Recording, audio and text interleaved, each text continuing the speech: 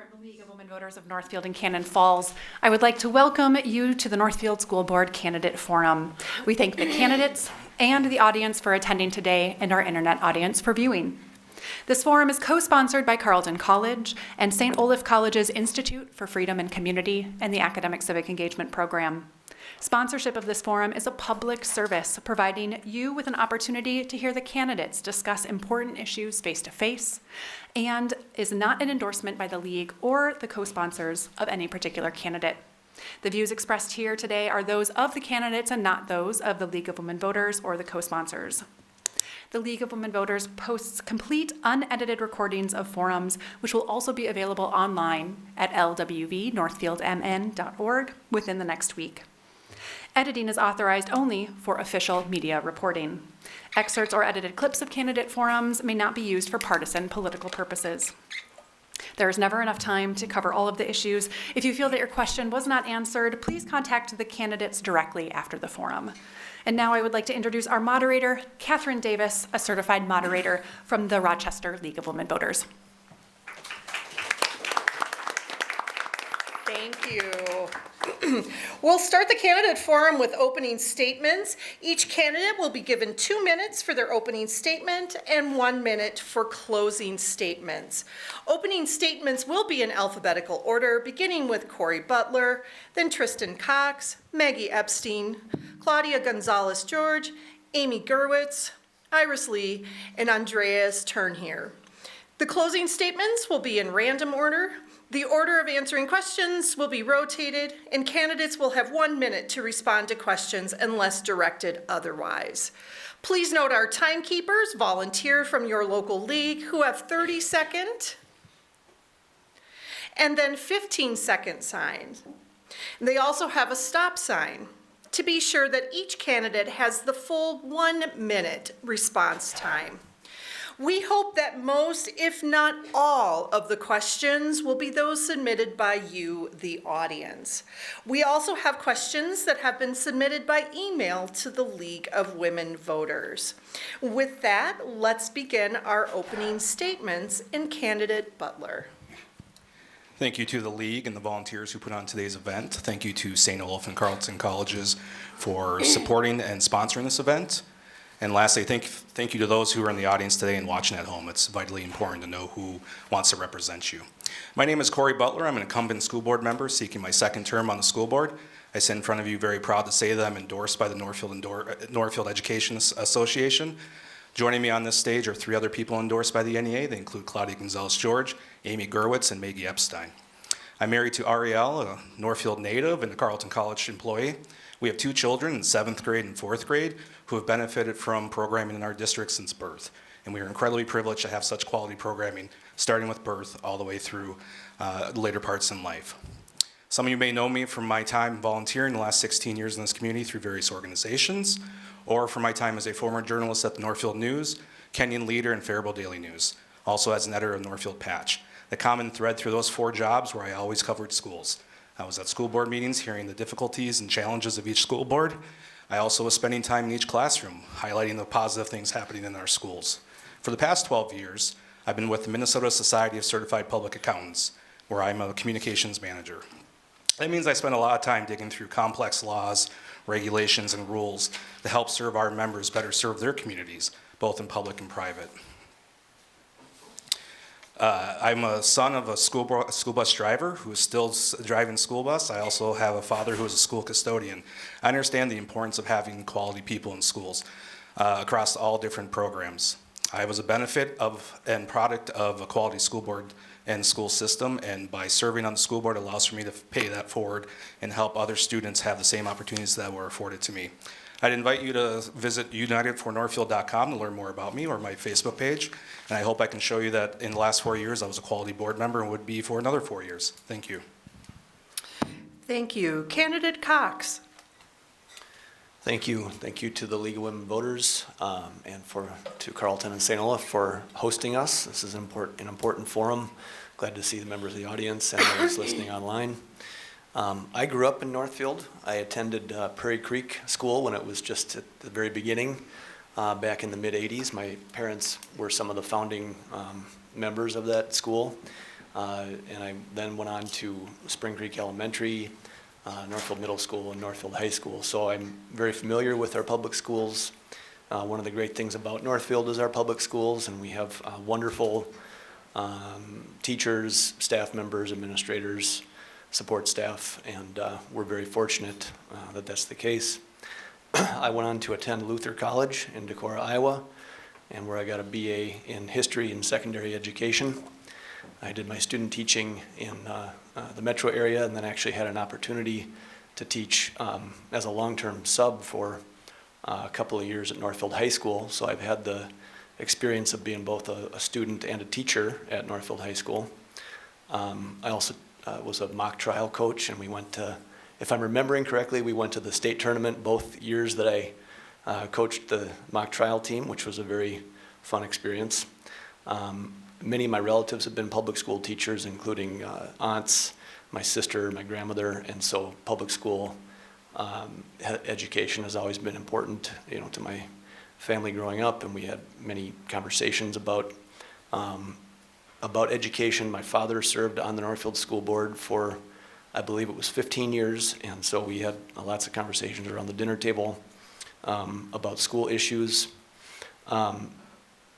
15 seconds, I still use my skills as a teacher in my current role as a financial planner. I own my own firm, have an office downtown Northfield.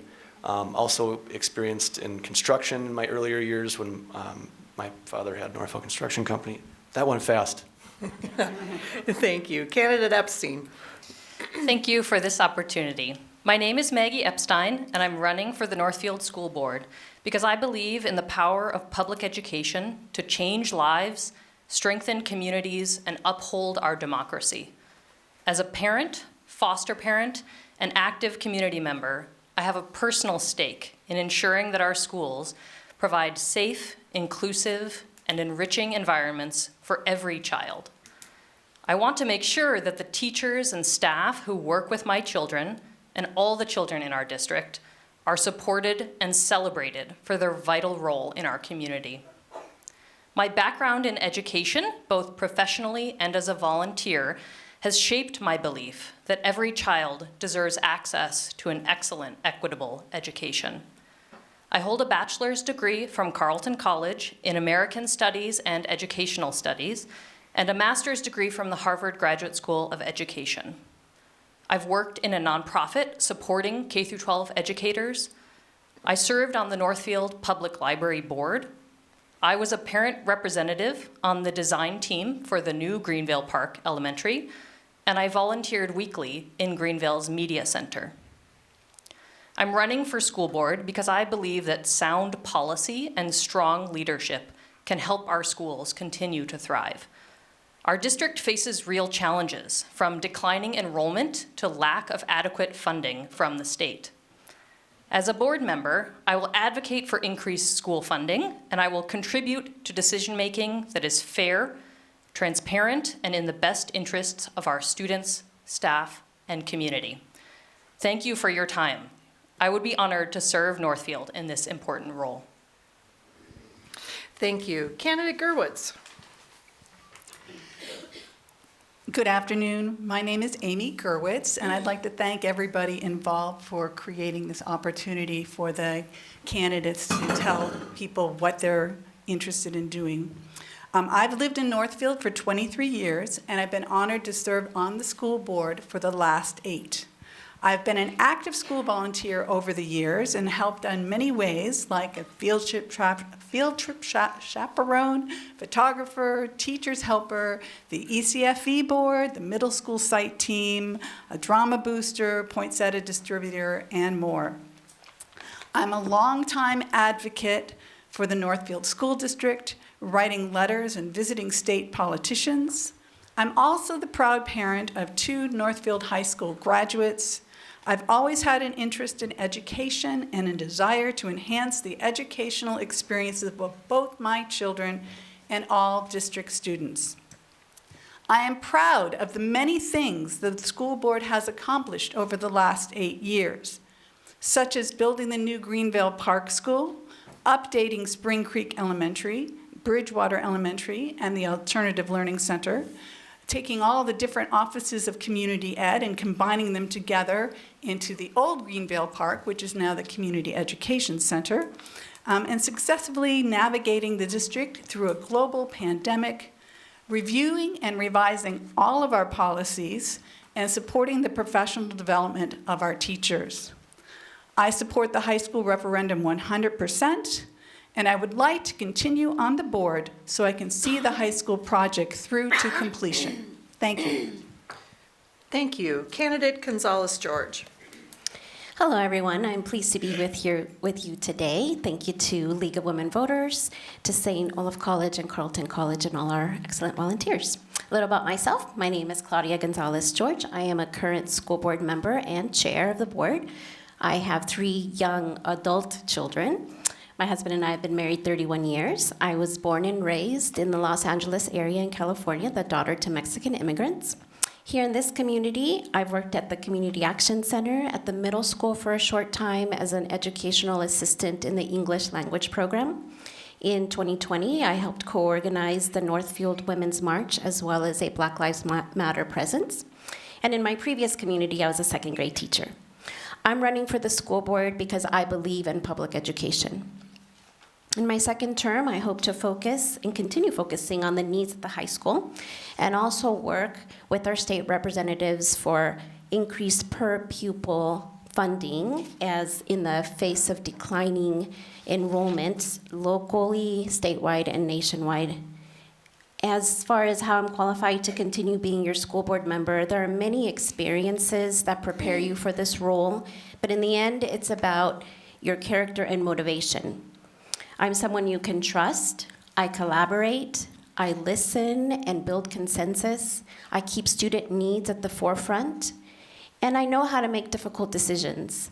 I had to do that during our budget prioritizations and COVID protocols. Lastly, I believe in the democratic process. That means I value information. I share the decision-making with other decision makers, and I support the final vote. The school board is nonpartisan, so I'm not running with party politics or tied to any agenda. I'm running because I care about a well-run school district, and that means governance, excellence in governance. Thank you. Candidate Lee. Hi, my name is Iris Lee, and I've lived in Northfield for 25 years. I was born and raised in Iceland and lived there until adulthood. So I've gone to schools in Europe and in the United States. My educational background is in journalism and law. I went to the University of Iceland and San Diego State University and California State University in Northridge, and I moved from California to Minnesota 25 years ago. I've also been married to an American for 25 years. I'm the mother of 5 Northfield High School graduates, including a special education student. And it was the experience of being her assistant teacher during COVID that sparked my interest in running for school board. It gave me a very important insight into both her experience and what teachers go through, dealing with, special education student, and of course that difficult time. I'm running for school board because I believe in public education, and I think many voters have unfortunately lost faith in public schools, and I believe it's important that that schools earn that trust again from voters. Thank you. Thank you. Candidate Thornhill. Thank you. I would like to introduce myself first. My name is Andreas Thurnherr. I grew up in Switzerland and attended their school system.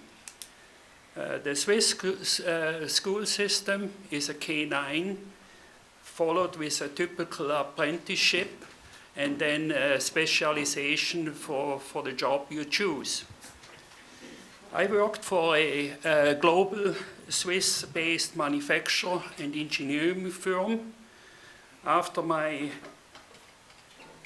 international assignments, I was assigned to the company's US affiliate in Minnesota, which is actually in Plymouth. It's in the metro area. I came to Northfield in the late 1990s when I married someone who grew up in Northfield. We live on the family farm west of Northfield in Forest Township.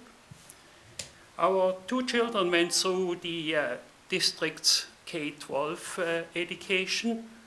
Both girls attended their college by their choice and are now out in the workforce. We feel that they had a good education with opportunities to participate in a range of school activities. As we near another major crossroad with building investments, I feel there is a need for innovation and planning for the future. I have more than 40 years in the private sector. My experience was mainly engineering and automation in the food industry. Representation of the community's financial interest and sustainability are important. Adequate funding helps us to keep classes at reasonable size and retain qualified teaching staff to educate and prepare our students for the future. Thank you. Thank you. We'll begin the question portion now. And our first question, we'll begin with candidate Turnhier and then candidate Epstein. In your understanding, what is the primary role of the school board, including its scope of authority and your responsibilities? The school board is mainly to represent the public.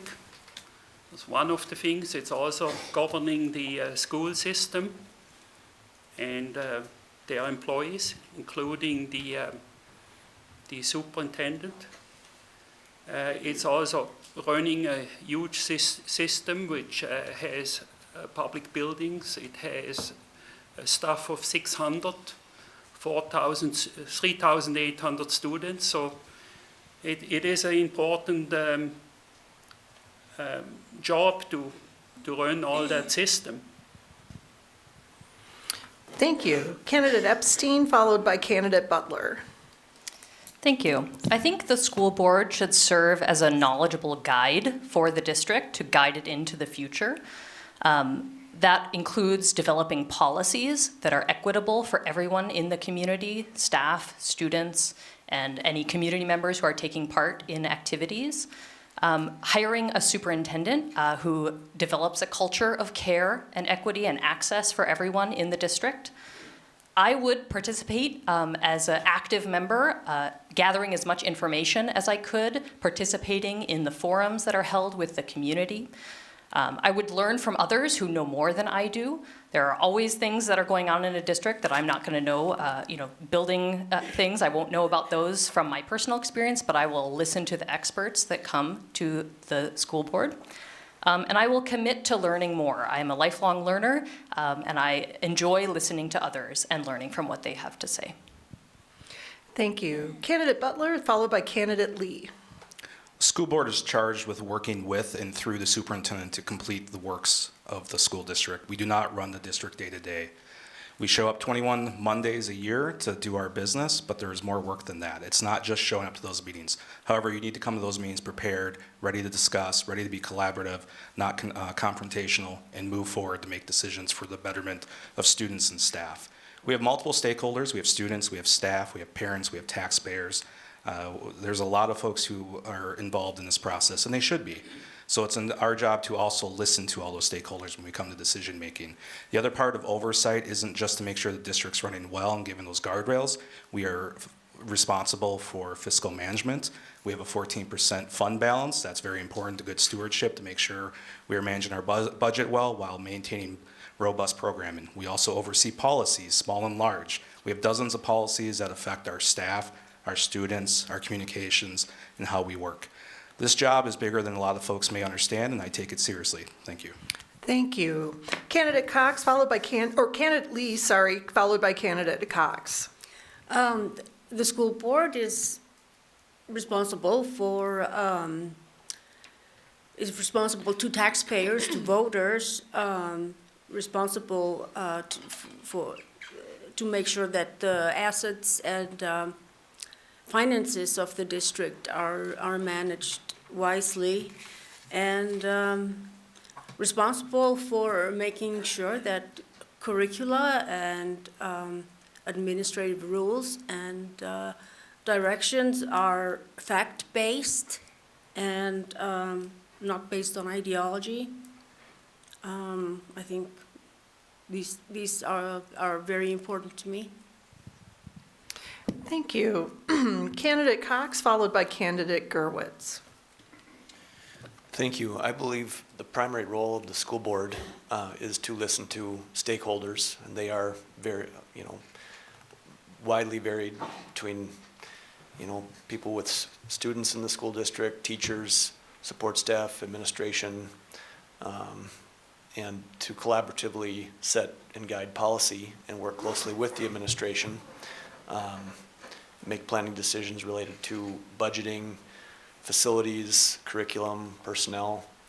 So I think, being a good steward to the community is essential for a school board member, using their best judgment to make important decisions unemotionally with, the best data that we have is important, and also collegially with fellow board members and all the employees of the district and stakeholders, and I want to be a good listener as a potential school board member and fulfill those roles. Thank you.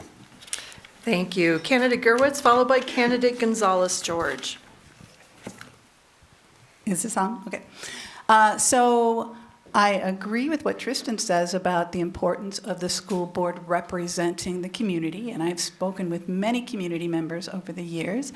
And I'd also like to build on what Corey has said, because I think he has some really good insights into the many things the school board does and how it's much more than just our 21 Monday meetings a year.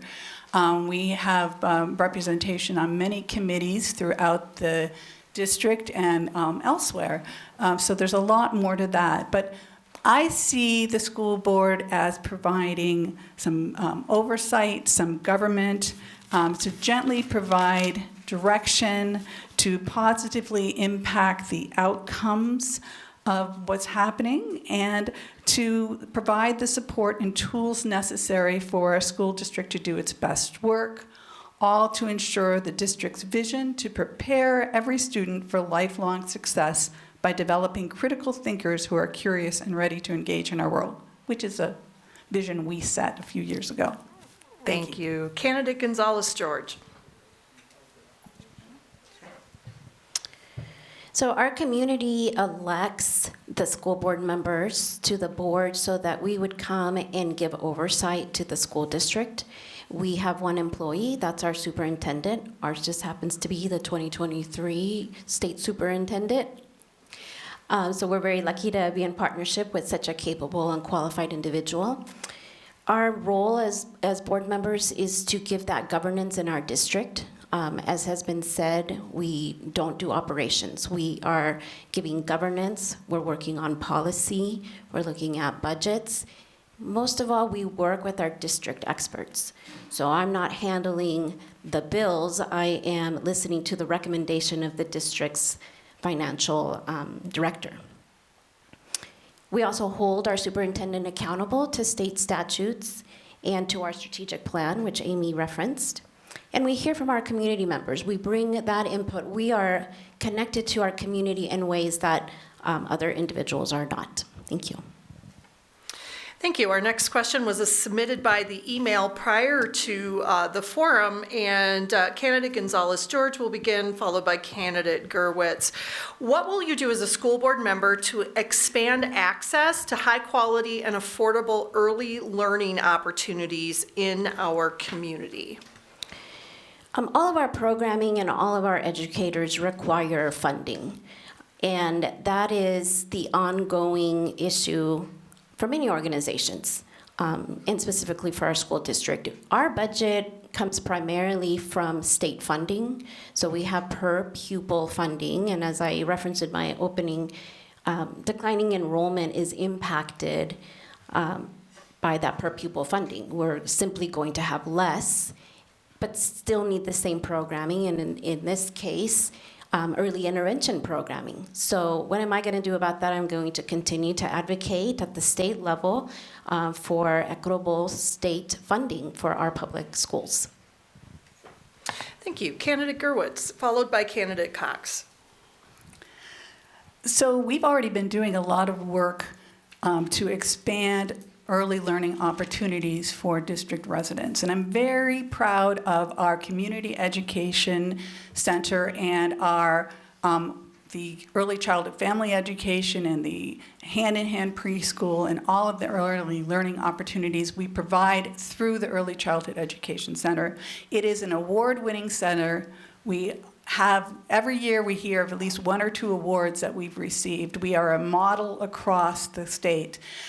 Even so, we are looking to expand it. We've been having active conversations with Erin Bailey, the director, and with the Superintendent Hillman as to how we can improve and increase spaces in there, because there's not enough opportunities. We have more students who want to be in there than we can provide right now, and we want to be able to serve more students. So I would continue encouraging that and looking for ways to solve that problem, as well as finding more money from the state legislature. Always key. Thank you. Thank you. Candidate Cox, followed by Candidate Butler. Yes, to echo what Amy said, I agree. We have a very good early childhood education program in Northfield, and that is because of the good work of the school board and the superintendent. I actually got a tour of the early childhood facility, the old Greenville, from our superintendent, and I want to thank him for that recently. I think what's challenging is we do have a waiting list, as I understand it, and so we're not able to accept all of the kids that would like to be part of the program. And so, you know, what I think, in my mind, that says, well, we need to make sure, I think we are doing a good job, and we probably need to continue to disseminate information about what's available there for the early childhood programming, and also to promote and advertise, you know, open positions. And I think we do that, we need to continue to do that, but I think we're running up against capacity issues because of staffing. And, you know, early childhood has very strict state standards and statutes with regard to staffing. And so that's the challenge I think we need to overcome as the school board, is to make sure we have adequate personnel there. Thank you. Thank you. Candidate Butler, followed by Candidate Epstein. So there's a couple pieces that impact early ed. First off, financing was discussed. We know that's an issue.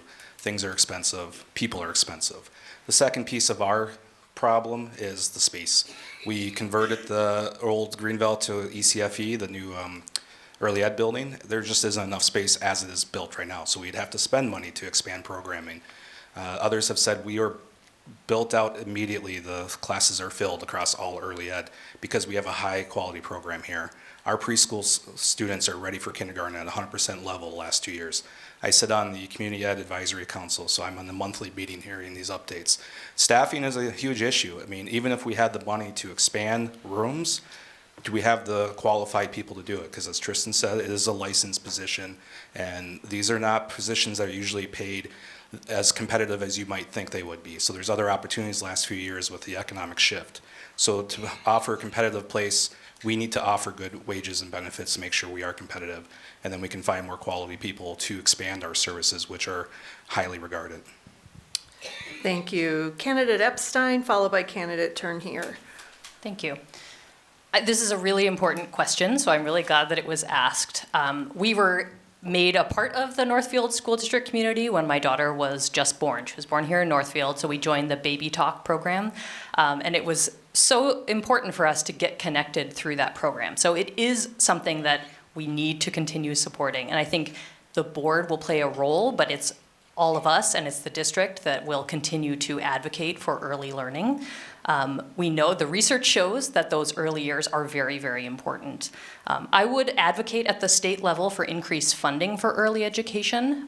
That is something that we will need, and also advocate for professional development for the educators working with our youngest learners, from the assistants in the classrooms to the teachers themselves. Because as we know, that critical period when children's brains are developing really quickly is so important. So if everyone can get the latest knowledge about how to support those learners, it will only do good things for the children in our community.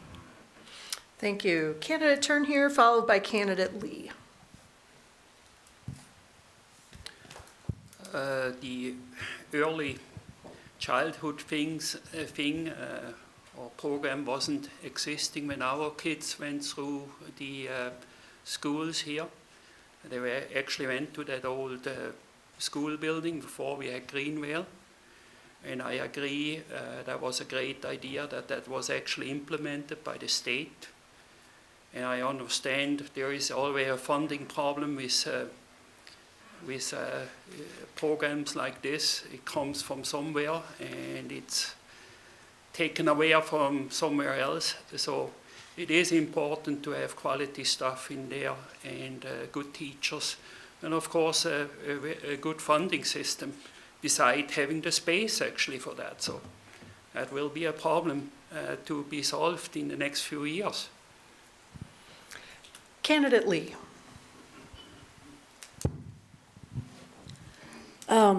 My two youngest children are the beneficiaries of the fabulous program that Northfield School District has had when they were little for children with autism. And the teachers, I cannot say good enough things about them. This is one of the most important programs, I believe, in the district. And as everyone said, yes, funding is always difficult, and it seems we're always throwing more and more money at everything. But this particular issue is extremely important. Thank you. Another question that was submitted prior to the forum via email, and this will come to Candidate Lee first, followed by Candidate Turn here. As a school board member, you would play a crucial role in shaping the educational environment for students. One contentious issue that has recently come up is banning or restricting certain books from school libraries or curriculum. How do you believe the school board should approach challenges related to the selection of books in schools?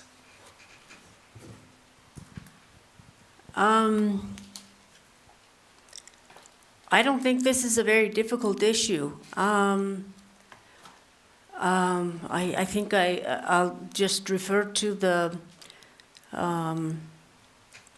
U.S. Supreme Court Justice. I can't remember his name right now. I know it when I see it.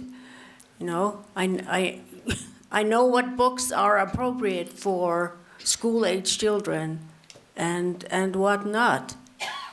This was not a problem, I don't know, 15 minutes ago, or, it's to me, it's obvious what books are appropriate in school libraries for children. Thank you. Candidate Turn here, followed by Candidate Gerwitz. Thank you. Yeah, the old Inquisition in the mid-century, probably 400 years ago, gets me into mind when I hear about book burnings and book banning and all that stuff. Maybe also the Second World War. What I say about it, it's a part, the schools and the parent, they have to, I believe, it needs to be a part of the learning of the children to get the right information they want, and they should have the selection.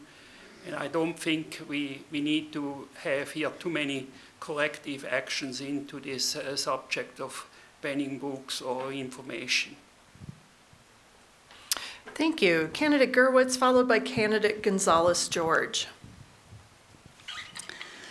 So we hire media specialists who are educated in choosing books and making sure there's a well-rounded selection that will appeal to as many students as possible. We have these experts on staff. That being said, if there is an issue, if any parent has a concern about a particular book, we have a process already available. There's a policy online, you can check it out, and they have a way of letting us know their concerns. And that can either be addressed immediately, or if it's bigger, there's committees involved. But they also can just ask, don't let my child check out this book if they're concerned for any reason.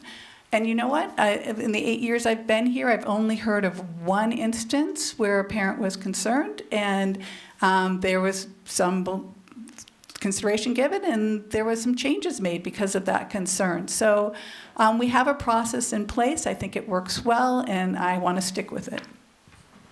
Thank you. Candidate Gonzalez-George, followed by candidate Butler. Okay. So the board, as Amy just described, has a policy on how to process that kind of request should one of our community members, a parent, a teacher, have a question about a book. More importantly, the state of Minnesota has a statute on banning books, a ban on banning books. And that is because, or speaking for myself, that is because we trust our media experts. Our librarians in our public schools are highly qualified, and we need to let them do their job. As a board member, I would not be involved with that media specialist anyway. I'd be involved in the policy part of it and upholding state statute. Our policies always are in line with state statute. Thank you. Candidate Butler, followed by candidate Epstein. As others have said, we hire, or the administrators hire quality licensed professionals to pick a variety of books to meet different needs of students. Different students are at different reading levels, maturity levels, and have different interests. Because one family or one person has an issue with one of the books, regardless of the topic, does not mean it should be taken down. As Claudia mentioned, there was a state statute, state law passed and signed this summer that has taken that out of contention, at least for now, in Minnesota. And as others have said, we do have a policy in place, but I think we should trust our employees and our professionals in the building who are trained and licensed and care about educating our children, do the right job. And it's also an opportunity for parents to parent, to talk to their children about their interests and take an interest in what they are reading and what they're curious about. And they can have that conversation about whether they should be checking that book or not. And as someone else said, they can reach out to the staff. They will respond to you. And this is not really a board issue. It should start in the building and work its way up if there's a concern. People are always welcome to come to the board and make a comment, though. Thank you. Thank you. Candidate Epstein, followed by candidate Cox. So after my career in the nonprofit world, I became a librarian. I was a librarian for 10 years, first at a public library and then here at St. Olaf and also at Carleton. Librarians have a code of ethics, and that includes things like access, intellectual freedom, and equity. And I think we hold that very strongly in the profession, that people should have the right to read what they want to read. Now, in a school setting, of course, the experts are going to choose books that are appropriate for the ages that they're providing materials for. I think it's really important to trust those experts. Of course, if a parent has a specific concern about a particular item, maybe it's just not appropriate for your kindergartner to be reading a book that a fifth grader is reading, that would be something to take up with the building principal. So echoing Corey, it's not specifically a board issue about particular titles, but I would definitely defer to the experts in the buildings regarding school library materials. Thank you. Candidate Cox. Yes, thank you. Echoing what many up here have said about the school libraries, I think we do need to put faith and trust in the people that work in those libraries to choose appropriate materials. I think we need to make sure that if parents feel there is an inappropriate book in a school library, they know the process of that they can utilize to submit a complaint about it. If we have enough complaints about a book, then it maybe gets up to the board level, but I think that's probably unusual. As Amy said, in her 8 years, I don't think the board has addressed it much. What I'm a much more concerned about cell phone and smartphone use in our schools, especially the high school level. There's a lot of content on the internet that I'm more concerned about our students disseminating amongst each other than I am about what books they're going to encounter in our libraries. And so that is more of concern to me as a candidate, is examining our smartphone and cell phone use policy, more so than reviewing every book selection made by our librarians. Thank you. Thank you. Our next one is what we call a lightning question. So you're going to be responding yes or no to the following question, but don't worry, you'll have a chance to explain your answer after. So I'm just going to call out the candidate's name, and if you could just provide a yes or no to do you support the high school referendum currently on the ballot. Candidate Cox. Hard to answer that question. There's 3 questions on the ballot. Which one are you referring to? Let's just go ahead and start with the first one. I think, actually, I'm going to say probably all 3. I do not support all 3. All right. Candidate Epstein. Yes, I support all 3. Candidate Gonzalez-George. I support all 3, yes. Candidate Lee. I do not support all 3. Candidate Turnhere. I support the idea that we have something to do, but I believe the engineering for that whole thing is not finished. So yes or no, you'll have a chance to explain. I answered that. Okay. Candidate Butler. Absolutely, yes. Candidate Gerwitz. 100% yes. So now each candidate will go in the same order. We'll have 30 seconds to explain their answer. So Candidate Cox. Thank you. Hard to answer. Did you say 30 seconds? 30 seconds. Okay. I believe question 1 has some merit to being on the ballot. I would have structured the questions differently. What I'm hearing from a lot of stakeholders is there's some confusion about question 2 and also much confusion about question 3. I think more study needed to be done on question 3, the geothermal system. How I would have structured the bond is to offer the option 1 was discussed in the last 6 months, the $35 million option as question 1, and then question 2, the $95 million Reimagine plan, contingent on question 1, $35 million passing. Thank you. Candidate Epstein, followed by Candidate George Gonzalez. A no vote on this referendum is not a vote for spending no money. We will need to spend money to renovate the high school and make sure that the failing HVAC systems, the limited gym space, that those are taken care of. And then if we do decide to renovate or build a building later on, we will be spending even more money to do that. We need to take care of this now, and the process that led to this option, the Reimagine option, was incredibly thorough. It invited community members at all steps along the way, and I vote yes to all 3 questions. Thank you. Candidate Gonzalez-George, followed by Candidate Lee. The high school is in need of updates to give our students and our educators a better learning environment, a safer place, and a sustainable campus. We took care of our building. It is not in disrepair. It is just many places are coming to end of service. And so we all know from our own personal experiences, maintenance takes investment. And in this case, the maintenance is up to renovating a new, building a new academic space, and some demolition. Thank you. Candidate Lee, followed by Candidate Turnhere. I don't think the district has sufficiently explained this plan to residents. I think voters should have been given the option of the update plan that the district, that the board discussed earlier this year. And in the face of declining enrollment, I think this is a major investment that we just don't know enough about.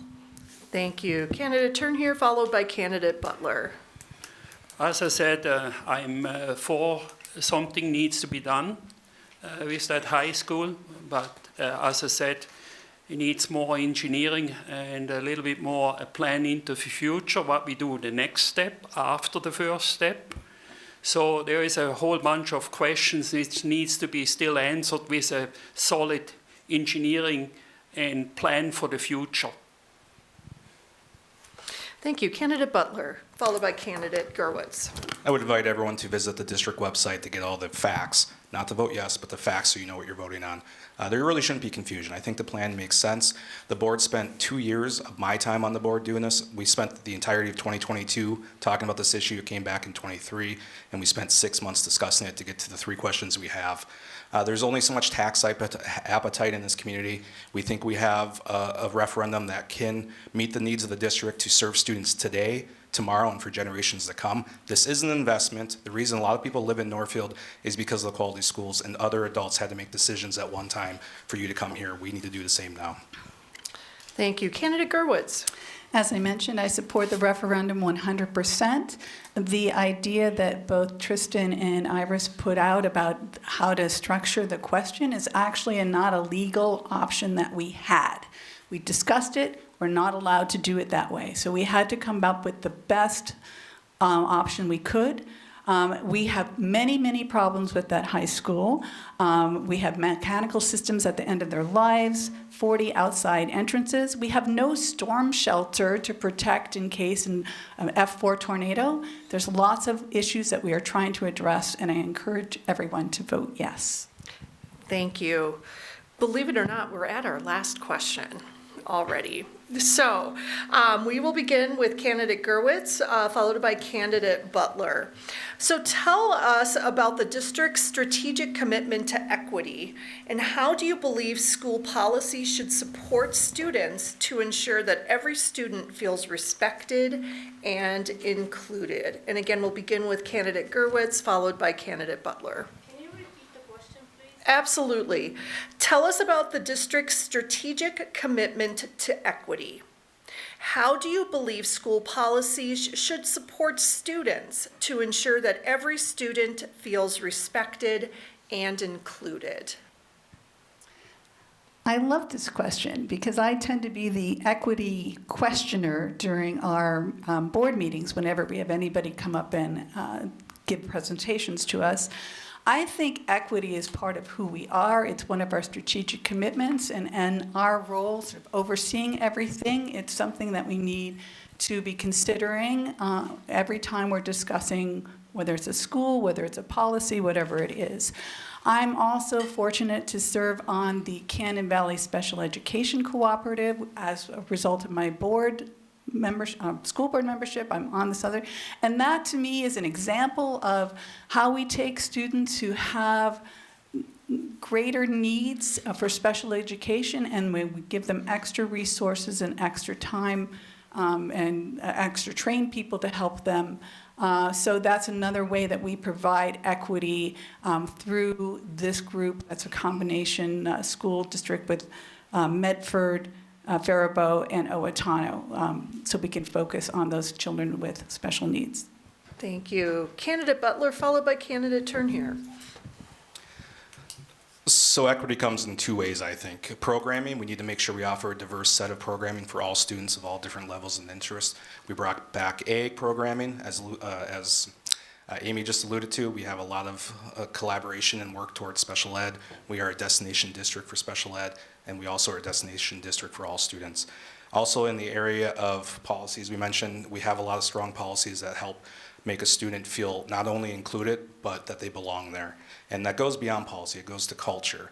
So we have a number of things that happen. We have continuous training for teachers every month that go towards anti-bullying and anti-racism and trans student support and mental health first aid.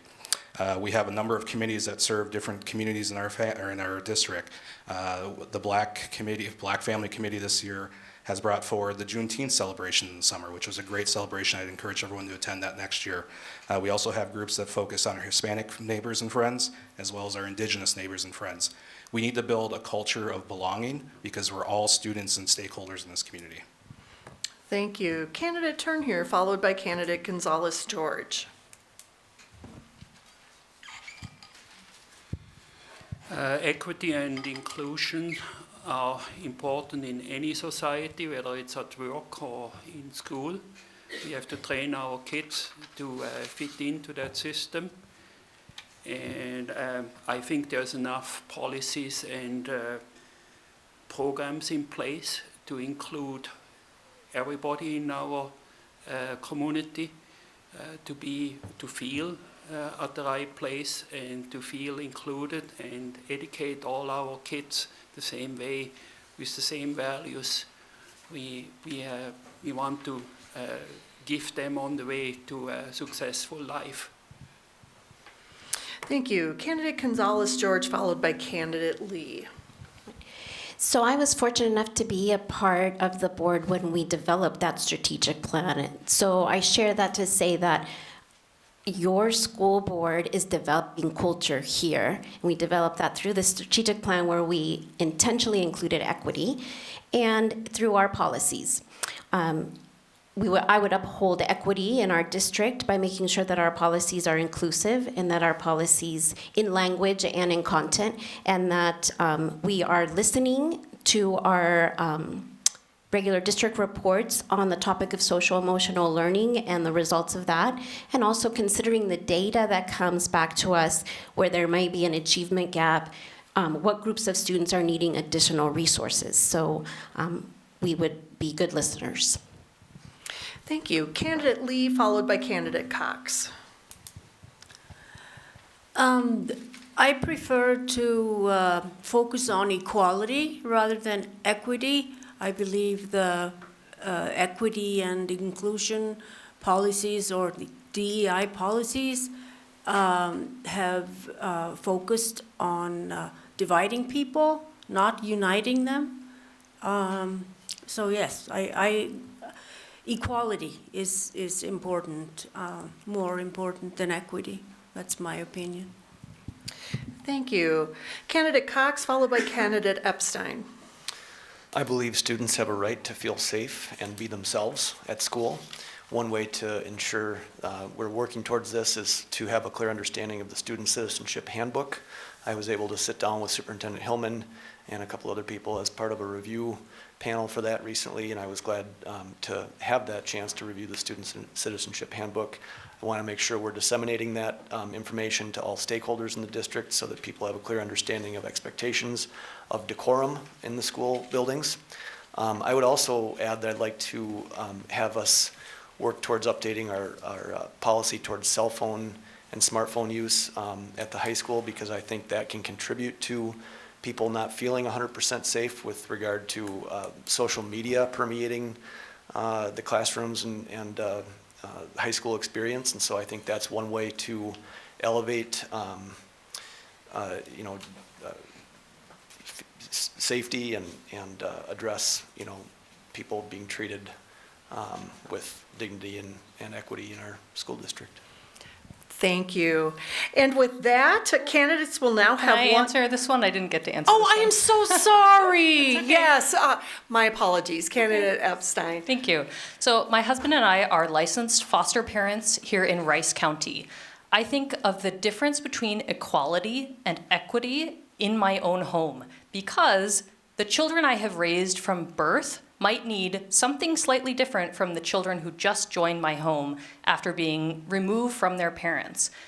The policies that we have in the district that serve all children need to recognize that not all children are coming to school with the same support at home and the same background. We have to include policies that will support our English language learners, that will support our LGBTQ families. It's not just enough to say that we're going to give everybody equal treatment. I think that the policies, especially related to anti-bullying, other trauma-informed policies, are things that as a school board we would need to revisit and make sure that all children are getting what they need at school. Thank you. And now we'll go ahead and go to closing statements. And candidates, you will now have 1 minute for your closing statement to summarize your qualifications and your positions. And again, this is in random order. We'll begin with Candidate Cox and then go to Candidate Lee. Thank you. I'm happy to be a candidate for Northfield School Board and would be honored to serve on the board, to continue to bring us forward into the future, deliver high quality education to our students and stakeholders. My background in public education, in construction, so I mentioned I worked a little bit in construction, have a background in my early years there. I'm currently working as a financial planner, and so I have a variety of different skill sets that I think would make me a good addition to the school board. I have 2 children at Greenville Park Elementary, a 5th grader and a 3rd grader. I'm a volunteer at Greenville on occasion. I have 1 child who is going to be going to Greenville in 2 years, currently goes to preschool. Love to see those kids interact with the school district and all the kids at Greenville and all the schools. I served 1 term on the Finance Advisory Board, and thank you very much for your time. Thank you. Candidate Lee, followed by Candidate Gerwitz. One of the first things I noticed when I moved here was how much pride people took in the school district and how well spoken of it was. I think the most important experience that I could bring to the school board is as a parent to 5 kids who have graduated now from Northfield High School and from colleges, and my autistic daughter who was a special education student through her whole school career in the district, and I hope I will get a chance to serve Northfield residents. Thank you. Thank you. Candidate Gerwitz, followed by Candidate Turnhere. So just a couple things first about ideas that have come up. First, we, as a school board, just recently did approve a new cell phone policy just this year, so you might not have seen it yet, Tristan, that we're trying out, and we hope that it'll work good for the rest of the year, and then we might have to review it after that. But one idea that hasn't been discussed today that I am strongly in favor of is having a later start time for the middle school and high schools, ideally sometime between 8:30 and 8:50 a.m. The research is all there, and it's clear that a later start time helps teenagers whose body clocks are designed for a different sleep schedule than adults, and results in improved grades, reduced risk of car accidents, better mental and physical health, less tardiness and absenteeism, and enhanced emotional well-being. That being said, I just want to thank the Northfield League of Women Voters and for hosting the forum, and thank you to Catherine Davis for moderating it, and for Alyssa Melby for all of her excellent communications ahead of time. Thank you. Candidate Turnhere, followed by Candidate Gonzalez-George.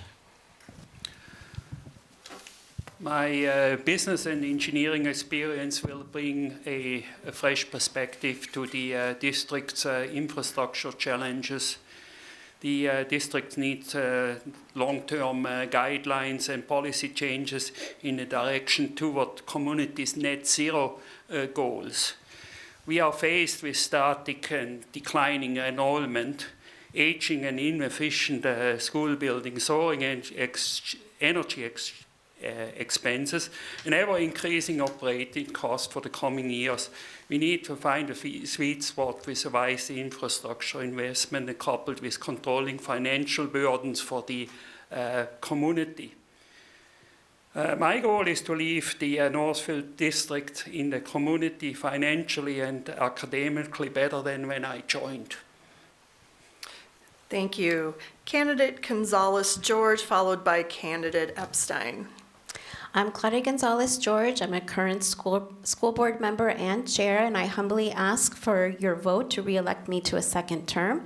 And I would ask that you would consider also my fellow incumbents, Amy and Corey, and that you would consider Maggie as your new school board member. I say that because I hope you heard that the 4 of us encompass those qualities of a good school board member: open-minded, collaborative, take in information, and vote our conscience. We will serve students well.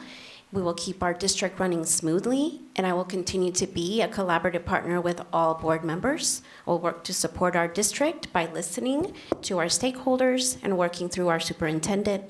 I will always put the needs of students in balance with our budget and our strategic plan. I care deeply about public education, and I hope my record shows it. Thank you. Candidate Epstein, followed by candidate Butler. Thank you to Catherine and the League of Women Voters for hosting this forum. Thank you to St. Olaf for this lovely space and for helping get it streamed online. Thank you to everyone who's here today and everyone who's watching online. I'm grateful for the opportunity to share my vision for our schools and to hear from community members about the issues that matter most to you. Thank you to my fellow candidates for running for office and for sharing your perspectives today. As a parent, foster parent, and passionate advocate for education, I am committed to ensuring our schools remain a place where all students can thrive. I have deep and broad experience in the field of education and will bring my knowledge and energy to the role. I ask for your support and your vote as we work together to keep Northfield schools strong. Thank you. Thank you. Candidate Butler. Thank you to the League and all the volunteers again for making this a very long day for everyone. But it's an important day, so thank you for sticking around and hearing from all your candidates running in your area. It's vitally important. Just a reminder, I did get the endorsement from the Northfield Education Association. I think after 4 years of being on the board, they see the value and the expertise I bring to the process. Again, it's not just about showing up on Mondays and being prepared for that. That's a key part of this, but there's a huge commitment to both how you approach the job and how you work with others to find common sense decisions moving forward for the benefit of students. This is a student-centered obligation we're making. We have to start with that. Public schools are about students. That does not mean other stakeholders are not part of the conversation, but you have to start with that in mind. Also, I really have appreciated some of the experience I've had in the last 4 years serving on the negotiations team, settling a contract with teachers early and fair and equitable one to make sure our folks feel appreciated and want to be here, because the talent pipeline for educators is difficult right now. And that sets the course for the other 15 employee groups. So it's a big, robust job. I want you to make sure the people you vote for understand the responsibility, the awesome responsibility we have, and aren't just trying to get on the board and talk about one or two issues. Thank you. Thank you.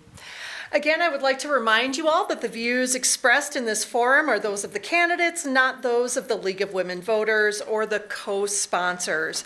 Sponsorship of this forum is not an endorsement of any candidate by LWV or the co-sponsors. And now for our closing, Alyssa Melby.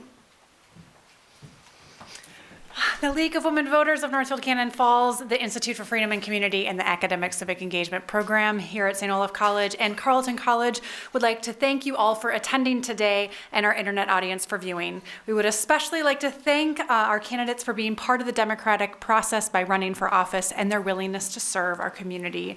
We also wish to thank all the volunteers who gave their time today to make this event happen, and a huge thank you to today's moderator who moderated, Catherine Davis, who did not one, not two, not three, but all 4 of our candidate forums. Thank you, Catherine. The League also researches issues important to our members and the health of our communities. If you're interested in finding out more, you can visit the registration table or visit us at lwvmn.org. Membership is open to anyone age 16 and older.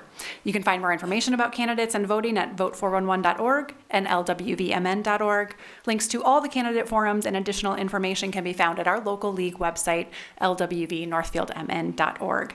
In addition, we encourage voters to use other educational resources and events to learn more about their candidates, like KYMN Radio's 2024 election guide and the Northfield Chamber of Commerce's upcoming candidate forum on October 3rd.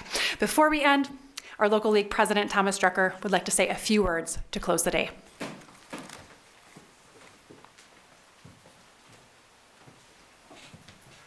Alyssa did a very thorough job of casting her net to acknowledge all the people who made today possible. She did, however, leave out one person, namely herself. Somehow, without taking a leave of absence from her job or family, she was able to spend the time involved in putting both the primary candidates fora together and this one. So I think, at the very least, we owe her a round of applause.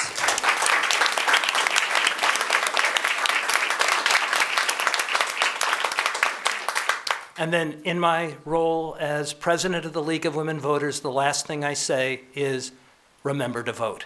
Thank you.